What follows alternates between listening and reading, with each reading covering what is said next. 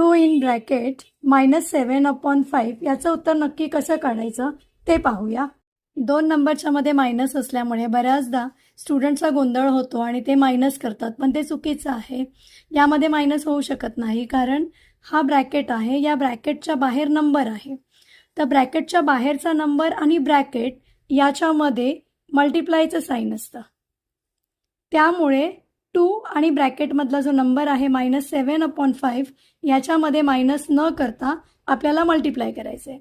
तर मल्टिप्लाय कसं करायचं? 7 हा न्यूमरेटर आहे, तर त्याच्याबरोबर 2 मल्टिप्लाय करूया, म्हणजे 7चा टेबल 2 पर्यंत काउंट करूया. 7 2 जा 14 अपॉन 5.